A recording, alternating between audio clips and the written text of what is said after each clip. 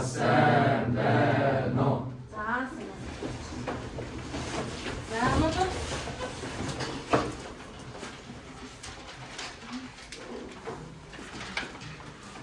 За 2-р сарын 5. За өнөөдрийн хичээлийн сэдэв Ампрын хүч. За ампрын хүч бүгдээрээ дэлгэрээ нэгээд он сараар тавиад бачаад.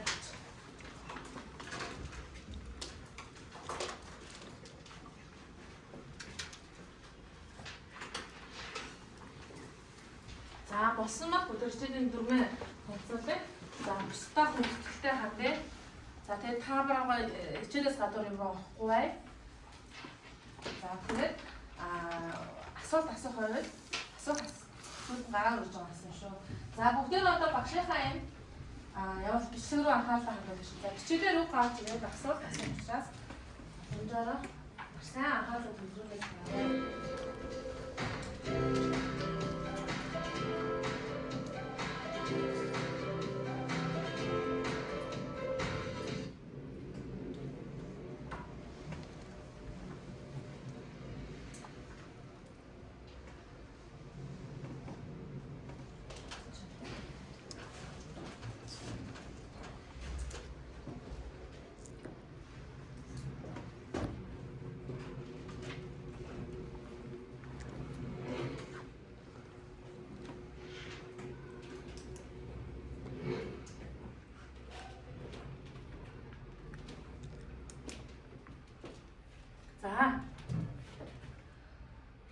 За болсон. За бүгдээрээ сая бичлэг үзсэн маань бичлэгэн дээрээс ажиглаараа гэсэн зүйлстэй ажилласан байна. За одоо энэ талаар ярилцаад өнөөдөр хичээлээ өгье. За тэгэхээр энэ бол энэ юу гэсэн бэ? Тийм, Маклевийн галт хэрэг гэдэг дуунаас сурдаг галт хэрэг байна тийм үү? За тэгсэн чинь газраасаа хөндий харагдаж байна. За энэ яагаад хөндий байгаа юм бэ? Тэгээ соронзонтой бид нар одоо соронзон болоо сэдв үзэж байгаа учраас соронзонтой холбоотой байна. Тэгээ соронзонтой яаж холбогдож байгаа? Та нар юу гэж бодож байна? Одоо чинь соронзонтой гэхэлэр тэгвэл одоо энэ одоо бид соронзон наагаад агаар дээр хүүлээд байх болох уу? Болно л доо угаж бас болохгүй ч юм биш. За тэгвэл энийг хөвөхийн тулд бид нар яах ёстой? Хоёр соронзон тийм үү? За тэгээд өөр ಈ хоёр ижил туйлаар ингээд дайлуулчих юм бол тогтгоо. Тэгэхээр энэ ерөөсөө зарчмын тэр. За энэ замын доотлолт нь N туйл, замын дээдлэлт нь энэний доотлолын хэсэг, альтернима доотлолын хэсэг бас N туйл үүссэн байна. Тэгээд би бинийг хүндэрүүлээд байж байгаа. За тэгвэл хүндэрх нь ямар ач холбогдолтой бол? Тийм, үрэлтийн хүчийг багасгах. Агаар газар хоёрыг харьцуулах юм бол агаар хамаагүй бага үрэлттэй байх юм шүү дээ. За дараагийн асуулт байсан. Тэгвэл яаж урагшилж байгаа юм бэ? Агаар дээр байгаа мөртлөө яаж урагшлаад байна? Багаас нэг хэвчээ үрэлттэй хүч байх юм шиг хэвчээ яваад. За бас багтаа үрэлтийн агаарт үрэлтийн хүч байхгүй гэж хэлж болохгүй л дээ тийм. Тэ харьцангуй бага. Тэгэхээр хаанаас нэг сайхан түлхээд өгөхөд бол ингээд 500 км замд бол ганц зогсохгүй ингээд бас явчих болох уу? Арай болохгүй тийм үү? Тэгэхээр ингээд байнгын энийг бас ингээд хөдөлгөжөөд нэг хүч байх нь. За энэ хүч бол хойноос нэг хүн түлхээг үүж байгаа бол биш вэ? Дуунаас урд өнгөдөг юм гэж байх бол тэгвэл энэ ямар хүч байж таарах вэ? Энэ цахилгааны нэг хүч байна. За тэгэхээр энэ бол цахилгаан соронзонгийн хүч байх нь соронзонтой бид тусгайлан үйлчлдэг байх нь. За энийг ампрын хүч гэж нэрлэдэг байх нь. Өнөөдрийн бидний хичээлийн зорилго бол энэ Маклевийн галт төрийг хөдөлгөөд байгаа ампрын хүчийн тухай мэдээд Маклевийн галт төрийг хэрхэн хөдөлж байгааг өөртөө таамаглаж зурлал хийхээр хийнэ гэсэн. Алсан уу? За тэгвэл бүгдээрээ одоо бас нэг юу вэ? Нэг QR кодыг уншуулаад өгөөч надад. За энэ биш шүү. Энэ QR биш. Энэ. За энэ.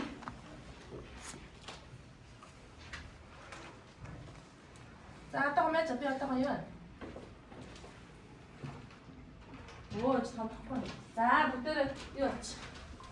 Харагдахгүй байгаа нь босож байгаа дуусах гэж байна шүү.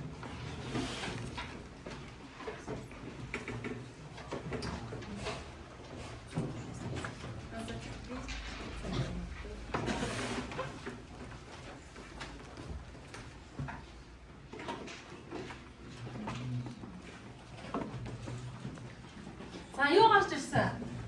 Гарч ирсэн уншуулдаг хүүхдээ нөө. Нэг тийм вебсайт гараад ирж байна те. За юу гэж байна? Хэмэл оюун ухааны хичээл гэсэн чинь ампрын хуулийг туршлагаа. За тэр ампрын хүчийг хөвч байх нь тэр ампрын хүч юунаас хамаардаг вэ гэдэг маань болохоор ампрын хууль болж тарах юм шүү дээ. Тэгэхээр бид нар ампрын хүчийг үүсэж байгаа хуулийн туршлага нь за ийм зүйл байна. За энэ зүйлийг танаас харагдаж байна уу? За энэ юу вэ гэдгийг багш нь бүгд хамт ярилцъя. За ямар ч байсан нэг сорон зам байна тийм үү? За тэгснээ нэг юм дүүжин даатар шиг юм байна. Тэр юу вэ? Сорон зам дээр оруулж байгаа юм шулуун дамжуулагч байхгүй юу? Энэгээр зүгээр гүйдэлгүй гэж үзүүлж байгаа. Тэгээд нөө жирийн дамжуулагч болохгүй учраас жоо гүндрүүлсэн байх нь. Гүндрүүлсэн тэсээр юм дүүжин даатар шиг юм байсан. За тэрнээс дамжуулагч удаас гарч байгаа. Гараад улаан цэхэр гээд хоёр гарцсан байна тийм юм. Хоёр өөр өнгийн уцаар ирсэн юм байна. За энэ болохоор батарей энэ бүгд хоорондоо холбогдсон байна. Зарим зурганд батхгүй байгаа болохоос бүгд холбогдсон байна. За тэгээ батарей байна. Энэ нэг саар хөвтөж байгаа юм болохоор резистор. Резистор буюу эсэргүүцэлтэй. Эсэргүүцлийн хэмжээг өөрчлөх замаар бид нар гүнүтлийг бас өөрчлөх гэдэг юм резистор тавьсан байна. За ийм хэлхэн. За одоо энэ хэлхээ бүгдээр ингэнэ. Хэлхээгээ холбонгууд за ямар өөрчлөлт гарч байна? Салхаар яаж байна? Туйлын салхаар яаж байна? За тэгээд резисторыг өөрчлөхөөр яаж та тэрийг судлаад хоорондоо ер нь инкер ингэж шүү гэсэн хоёр хоёроо дүгнэлтэнд хүрэх. Дүгнэлтэнд хүрээд доод талд нь бас нэг энийг ингээд хийчих юм бол ер нь болох гэдэг шүү гэсэн юм үүсэх юм байгааз. Энэ дээр зөв буруу гарч ирэхгүй. Гэтэ та нар өөрсдөө за би нэг зөв ойлгож уу буруу ойлгож уу гэх нүгээрээ шалгаад хийн шүү заяа. Тэгээ бүгдээрээ хамт дасгалаа ярилцаад хойлоо бас ярилцах юм байна. За тэгээд тушаад үз. За бүгдээрээ нэг дасгал хийхтэйгээ нийлээд 7 минут болчихсон. Судлаад ярилцъя. Шүлгээтэй хоорондоо хоёр хоёроо ярилцаа хийгээрэй.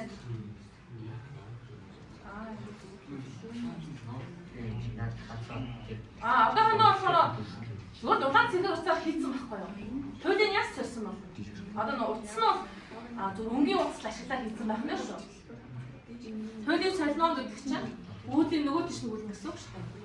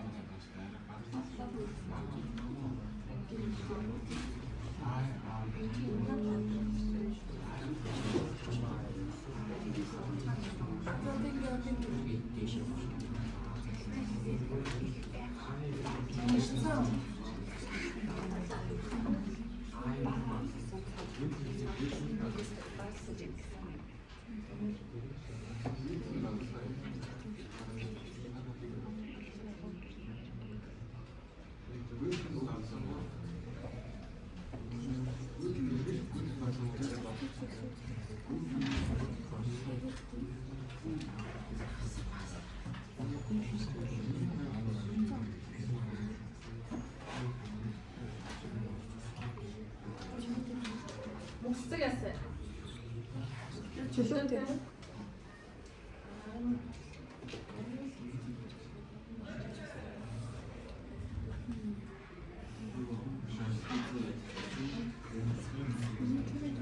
Цэлмон чөлөөтэй. Инсан. Инсан яасан.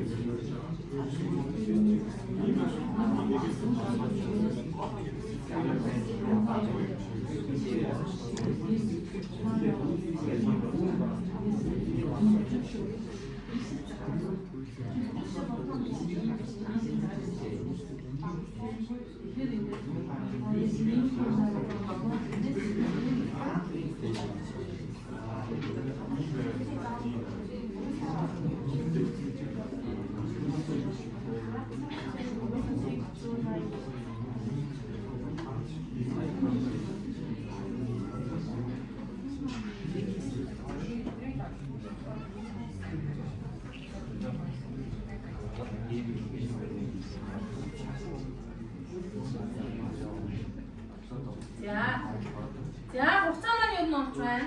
За хаагаас туршиж үзв. За туршиж доотлын асуулын асуултуудыг хариулах гэж үзв. За одоо тэгвэл тэр хэсгийг хийж багш та. За доотлын асуултын ажлыг хоёулаа хаан бүгдөө танараа юу ч бодсон гэж ярилцээ. За одоо нэг 3 минут тагтай асуултанд хариулах гэж байна. Гурав. Ингэж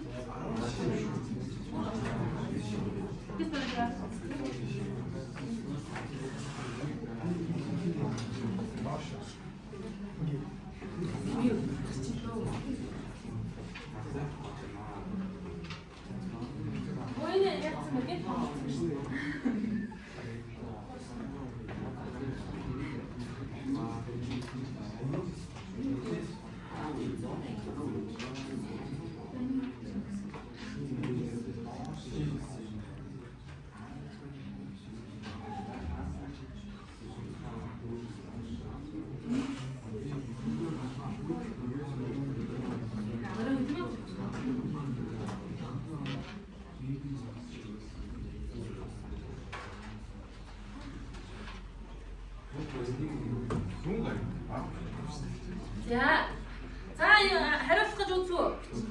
За одоо бүгдээрээ хамт хийж үзье. За хоёулаа эхлээд хамт хийж үзэх юм юугаа хамт хийж? Энэ асуултаа хамт хийж үзье. За тэгэхээр нэгсэн байна. Лабораторийн регистрийн эсэргүүцлийг ихсэхэд омын хуулийн дагуу юу нь өөрчлөгдсөн? Гүйдлийн хүч нь яасан? Ихсэхээр багассан тийм үү? За гүйдлийн хүч зөв. Үүнийг дагаад саваан дамжуулах үйлчлэх хүч нь яасан? За тэр үйлчлэх тэр хүчийг ампрын хүч гэдэг юм байна шүү дээ. Ампрын хүч багасж зайлт нь багассан. За соронзон орны индукцийн чиглэл ба гүйдлийн чиглэл нь ямар байсан? Параллел байхад сайн байна уу? Соронзон орн ч одоо дээрээс доошоо байх үед соронзон орн дээрээс доош юм уу доороос дээшээ байх үед гүйдлийн гівтэй оноос энийг юу гэдэг вэ? Перпендикуляр. За перпендикуляр байх үед хамгийн хутгаан тэрээс соронзон орны туйлыг 180 энэ байсан юм 180 хүчээр хүчийн чиглэл эсэргээрээ өөрчлөгдөж байсан. За бид нар тэгвэл зөвүүл ажилтнуудыг хийгээд явсан байна тийм. За гүйдэлтэй дамжуулж биднээс холдох чирээд гүйдэлгүй соронзон орн дээрээс доош хэлсэн байл ампрын хүч дэшээ.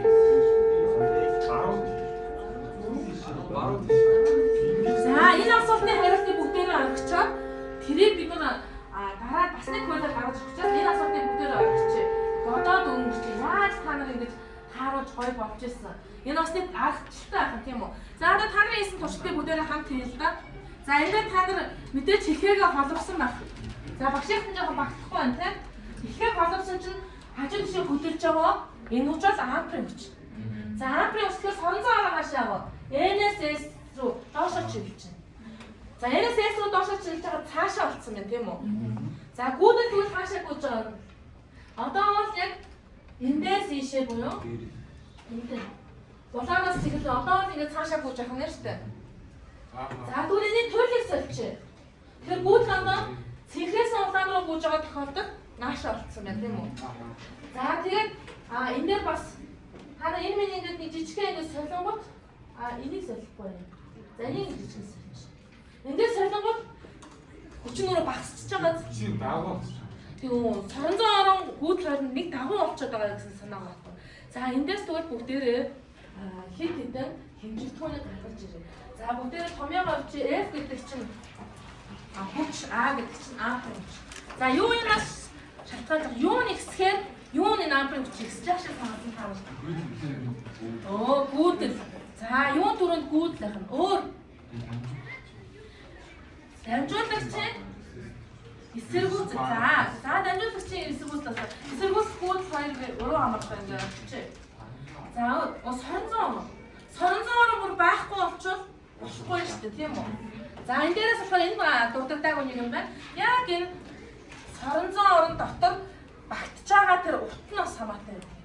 За энийг багш нь зөвхөн ингээ өөрөө биччихэ. За түүнээс гадна нэг чухал юм хамаатай байсан.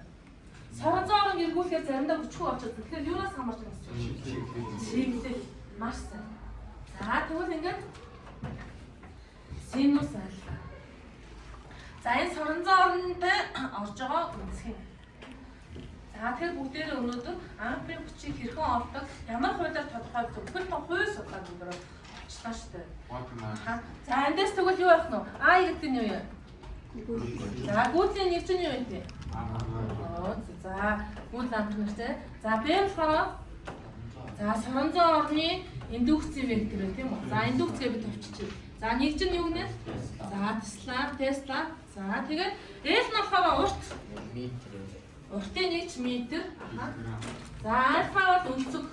Өнцгийн нэгжийг бүгдээрээ энэ бол яг одоохондоо градус нэгжээр хэмжиж байна. Пм биш зүгээр градус. За тэгэхээр бүгдээрээ өнөөдөр энэ хичээлийг үзсэн юм байна. За энэ дээр бүгдээрээ тэгвэл чиглэлээсээ хэрхэн хамаарат байгаа гэдгийг бас нэг бүрэн сайн анхаагаа учраас бүгдээрээ тайлхийг сонсъё. За наашаа хадгалж та. За энэ соронзон орн байна. За соронзон орн болохоор энэ яаж чиглэсэн? NSS руу чиглэсэн байх тийм үү? За тэгээд энэ болохоор энэ томьёогоор бодноо гэж бичсэн байна. За соронзон орн болохоор 5 гэсэн утгатай уучлаарай. За соронзон орн байна. За наашаага гүйдэл гүйж байгаа юм байна. Тэгсэн чинь аавын 30 доошоо чиглэж байгаа. За энэ болохоор гүйдлийн хэмжээ өгсөн. За тэгээд соронзон орны хэмжээ өгсөн. Уртыг нь 2 метр өгсөн байна. Өнцөг нь болохоор 90 градус. За өөрөөр хэлэх юм бол соронзон орон гүйдэл хоёрын хоорондох өнцгийг л 90 хэмжээгээр өгсөн байхгүй. За тэгээд бүгдээрээ хэмжээг нэмээ За гүйтгэлийн хүчний хэмжээг нэлээд энэ улаан өнгөтэй сан байна. Улаан сум. За яаж харуултаа гэж нь. Энэ улаан сумын хэмжээг нэлсэн. За энэ соронзоорын хэмжээг бас нэмчихэ. За энэ харагдаж байгаа идэвхтэй уртыг нэмсэн чинь хэмжээг нэмсэн гэсэн. Тэр энэ гурав хоорондоо харилцсан перпендикуляр байгаа байхгүй юу? Харилцсан гурав перпендикулярыг зүгээр нэг юм хавтгай дээр дүрслэхтэй айгу төвөгтэй. Тийм учраас энд нэг шин дүрм нэмэгдэнэ. Энэ дүрм бол 100 гарын дүрм. Бид нар баруун гарын дүрм үзсэнтэй. Одоо тэгвэл 100 гарын дүрм. За 100 гарын дүрм. Яа 100 гарын байна. За бид нар 100 гараа гаргаад 100 гарын за соронзон орон бол энэ 7-оор хуруу байх нь. Толгой эргээд байдаг учраас энэ дээр болохгүй б үсэг бичсэн ч болно. За гүйдэл болохоор энэ юу? Дунд хуруу. За энэ дээр А үсэг бичсэн ч болно. Тэгвэл үйлчлэг хүч нь юу гэдэг вэ? Эрхийн урууны дагуу байдаг. За энийг 100 гарын дүрм гэж нэрлэж байгаа. За одоо тэгвэл бүгдээ юу яа л та? Шалгая л та. За тэгвэл соронзон орон хаалга руу чиглэж байна. За та нар болох шүү.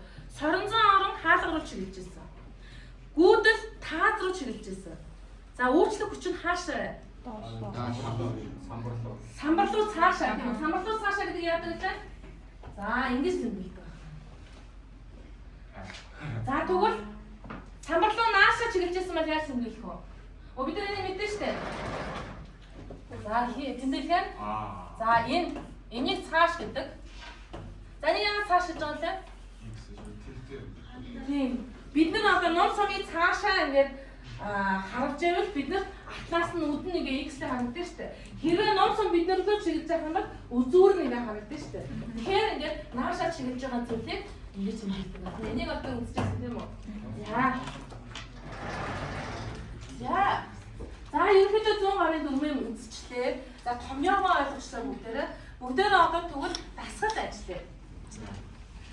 За тэгээд дасгал ажиллахдаа тоглоом байгаа. Тоглоом маань та тэгээд тоглоомынхоо оноог нэрээ оруулаад тийгээрээ за. За бүгдээрээ. За яг одоо 100 гарын дүрмээ зураг гаргая. Зурж авчаад за тэгээд түүнийхээ дараа апрын хүчнийхээ томьёог тэмдэглэж аваад тэгээд бүгдээрээ дасгал ажиллагаа.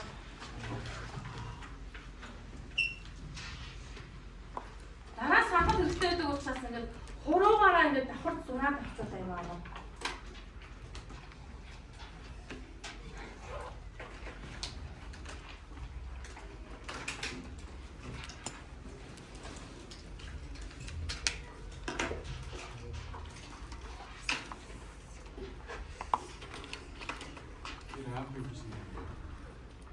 Яг энэ тохиолдолд амтрын хүч нь эрхийн ураг болж байна.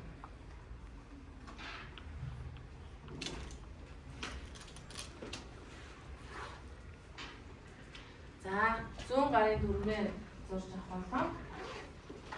Амтрын хүчийнхаа бид нар сайн хуулиар судалсан шүү дээ. Хуулиар судлаад хангаж ирсэн. Томьёонуудаа зэглэрээ.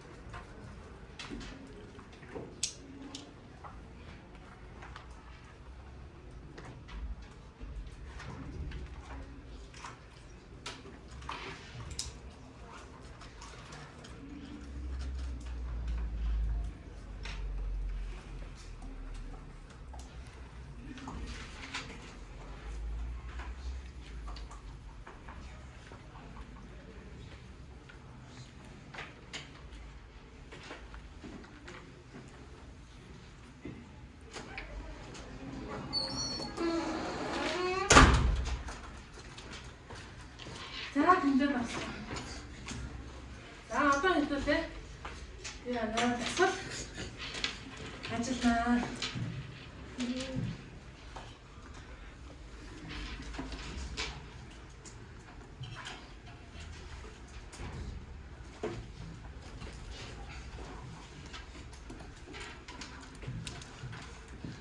Сайн кларыг ушуулгад тоглоом гарч ирнэ.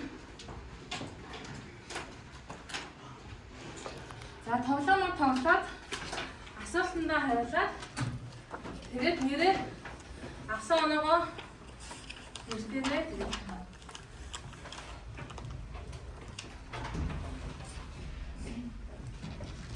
хавт ирсэн нь болчихно.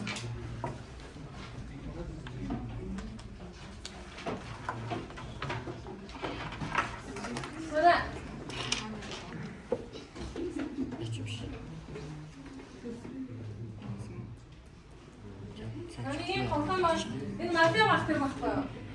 Гартэр маань тэ нисдэг хаа. За энэ нисдэг гартэрээр одоо намыг тоглоод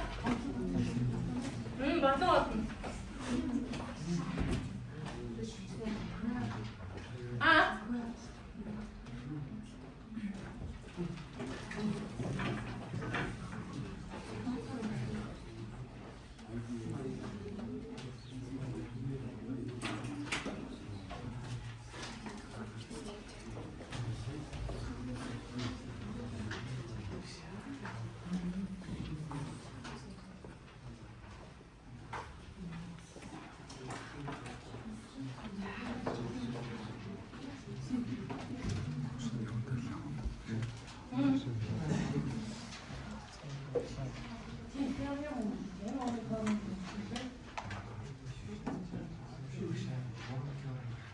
асуухамаар багтуулаад байгаа.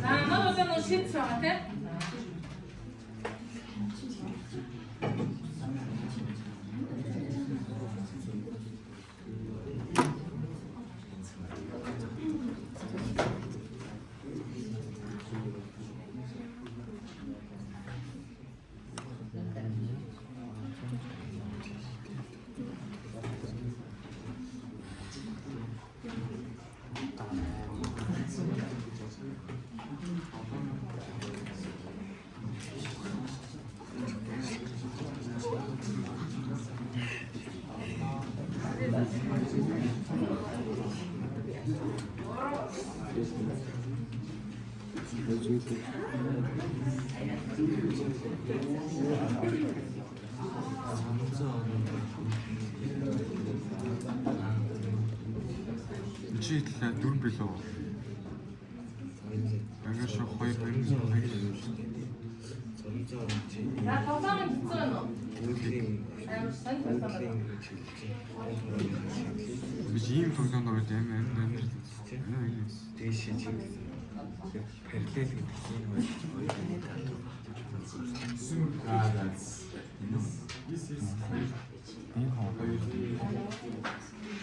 Oh, nice.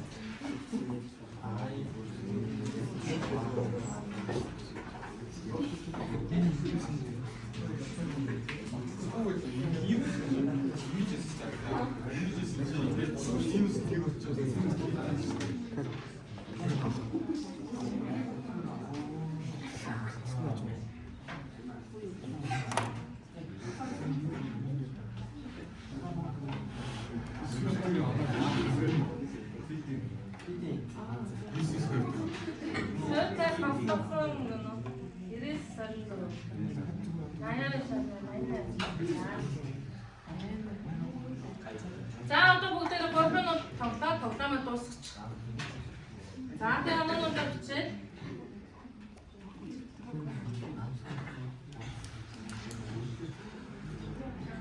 Бичээд цаашаа дуусгах яа. За.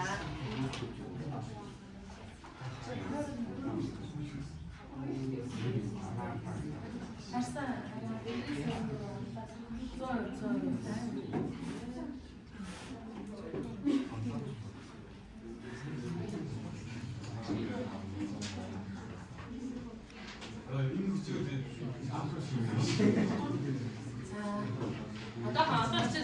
За одоо нэг минут үстэй гүйлээ. Зүгээр багш нар өндөр оноо авсанд нь өндөр туу, бага оноо авсанд нь бага туу явж байгаа юм биш үү те? Начи тоглоом муу тоглодог юм бол угаасаа хэцүү шүү. Бодлогын төчтэй сайн болцсон гэсэн тоглож чадахгүй байна уу үгүй салахгүй. За тийм болохоор зүгээр багштай оноонуудаас оруулаад явчих. За тэгээ бүгдээрээ одоо нэг минутын дараа хичээл рүүгээ хөгжүүлээд ороод ярилцъя. Сайн эндээс нэг асуулт гарч байна. Тэгээд энэ амплын хүч яг юунд хэрэг болоод байгаа юм бэ гинэ? Тэрлүүгээ одоо бүгдээр уцаад орё. За 1 минут багш яг 1 минут цаг гарсан шүү.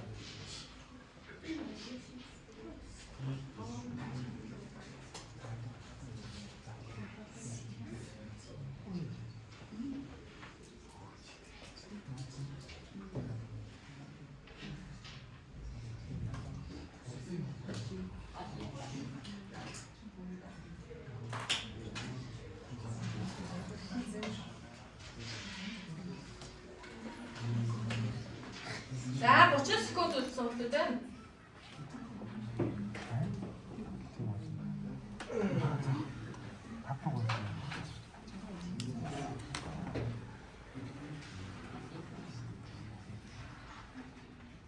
Дараа тапаа. Хасасаар тоглолтой.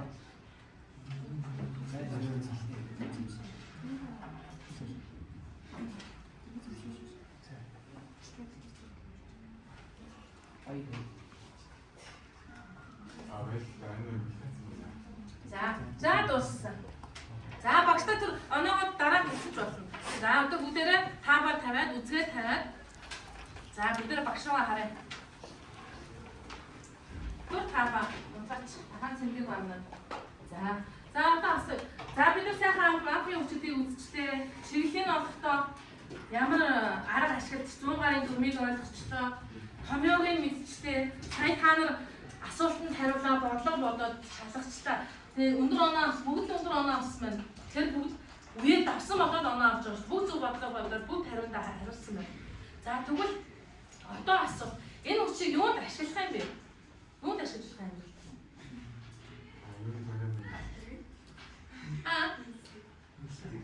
Мистик болмаа. Зөв штэ. Мистик болох юм хэрэг.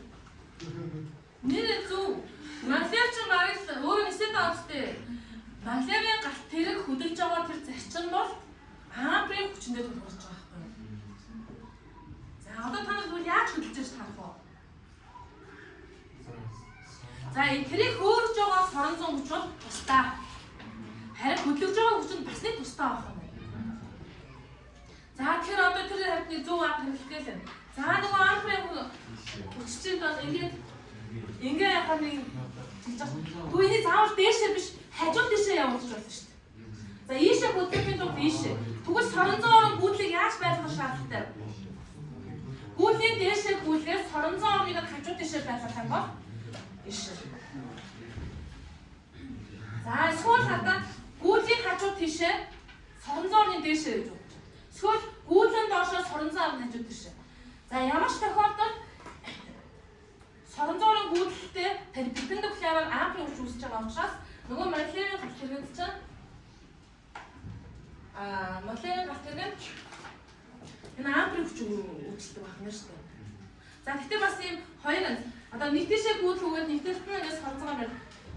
Нөгөө талд нь бас адилхан гэхдээ гүйдэл соронзон чиглэл эсэргээрээ байна. Хоёр талд нь өөр чиглэлтэй байдаг гэсэн. Тэгээд одоо яг хөөе та нар юуг гүйдэлгүйсэн гүйдэлгүйж болох чөлөөтэй тийм соронзон орон дотор гүйдэлгүйж байгаа тэр зүйлийг оруулахад молекулын галт хэрэг шиг ирчээрээ явах нь шүү дээ. За ийм байна. За гэрийн даалгаврыг хоёр зүйл өгье. За нэгдүгээр юм бол одоо дараагийн хичээлээс юу ихээр айгу хэцүү. Ампер хүчийг тодорхойлоход байнга л хуруу гараад дээш нь доош нь ингээд уран нугаач болгоход хэцүү байдаг. Тэр бүгдээрээ харилцан перпендикуляр ийм цаасаар хийгээд энэн дээрээ за хүч гүйдэл соронзон орны хэмжээгээ ингээд бичээд яг 100 гар шиг бэлдээд ирчих. Тэгээ бодлол бодож байхдаа соронзон орн ийшээ чирээ хүч нь юм байхад гүйдэл доошоо юм байна. Энүүгээрээ ингэж олно гэсэн.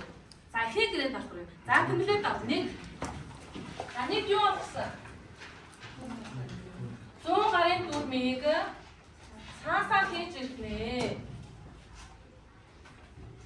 За хоёрдугаар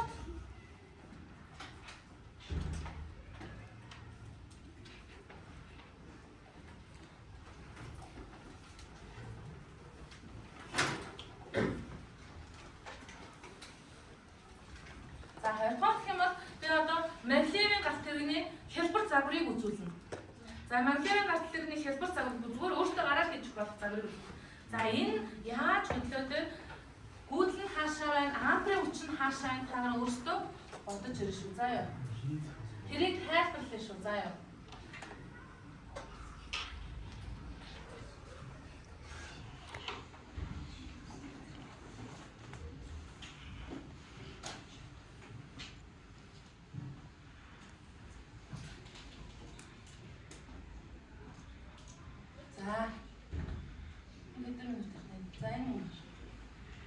Attach one magnet to each end of the AA battery. Make sure they stick properly. Take a long coil of copper wire and create a tunnel-like shape. Now, place the battery with magnets inside the tunnel wire tunnel. Watch as it starts moving forward automatically.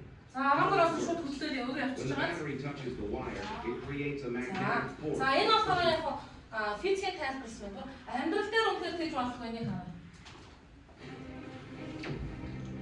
Тийм, хоёр зүйлээр нөлөөлсөн. Гүйдэлгүй.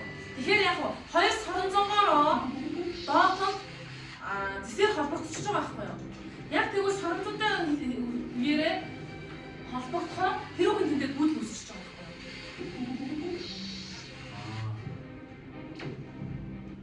За ойлгож байна уу? Өөрөөр батарейг хоёр соронз наасаар энэ соронзоо төсөвцөн дээр тавихад тэрүүхэн тэр хооронд гүйдэл үүсэж байна гэсэн.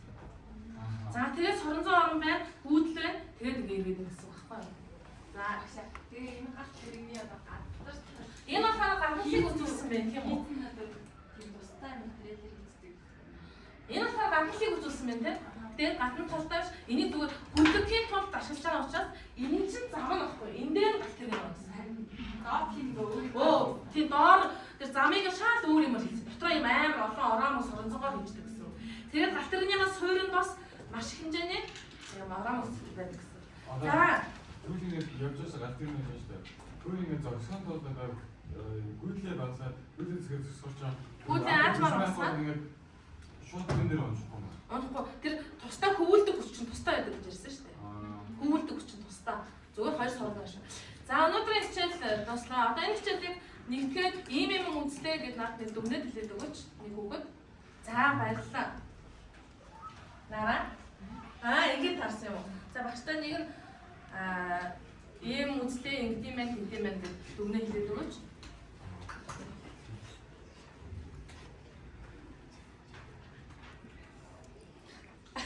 За. Үгүй хэлнэ. За багштай хэлээд өгч. Суугаараа хэлчихээ.